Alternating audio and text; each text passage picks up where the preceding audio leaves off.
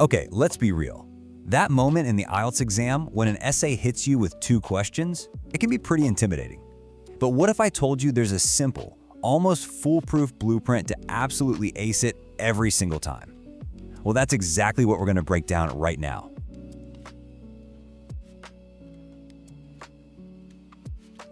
You know that feeling, right? You see the prompt, there are 2 questions, and suddenly, your mind just goes blank.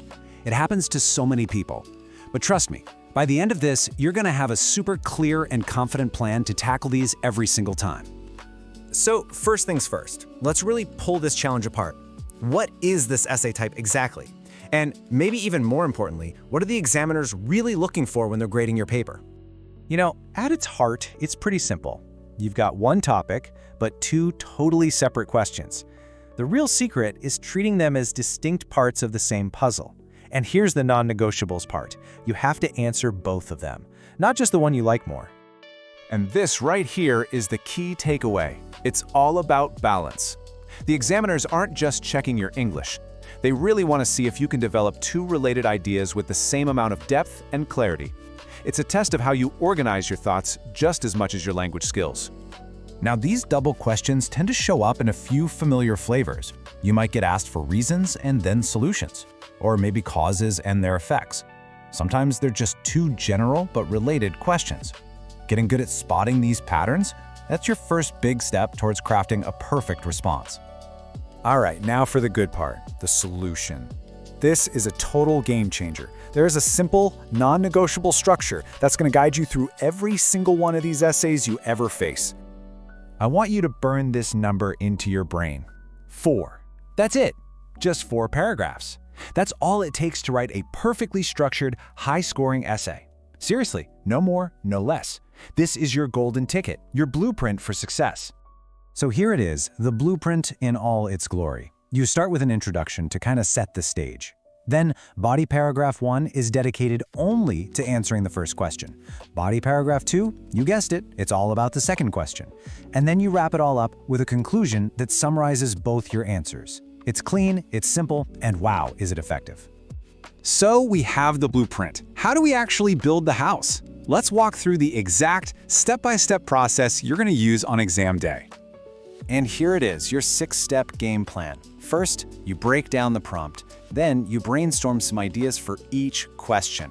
After that, you just write, following the blueprint. Introduction, body 1, body 2, conclusion. Following these steps just takes all the panic out of the equation and makes sure you hit every single point you need to. Okay, that's all the theory. But let's be honest, it doesn't really click until you see it in action, right? So let's take this blueprint and apply it to a real-world example. Check out this prompt. See the 2 clear questions? First, why do people prefer it? That's our reason. Second, what problems does this cause? That's our effect. We've got to answer both, and we have to keep those answers separate. Now look at this first body paragraph. See how it tackles question 1 head-on? The first sentence tells us the main reason is convenience. Then, the rest of the paragraph just builds on that idea with more details and examples.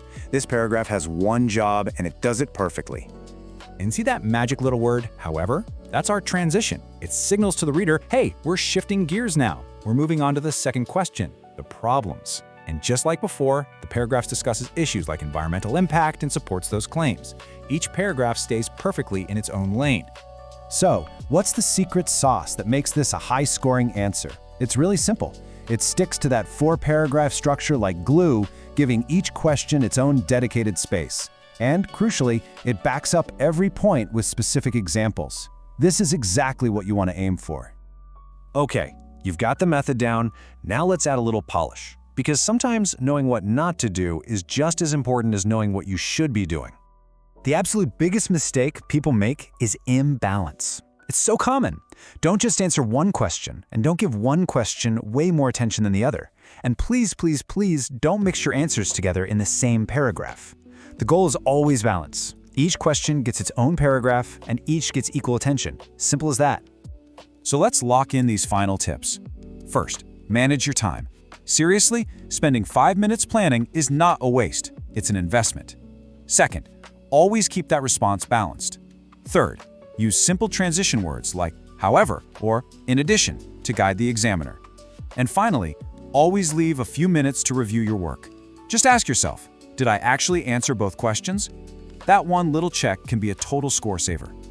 And there you have it. You've got the structure, you've got the method, and you know the common mistakes to avoid. The only thing left to do is to start practicing. So have another look at those common prompt types we talked about: reason and solution, cause and effect, and pick one. It's time to get started. You've totally got this.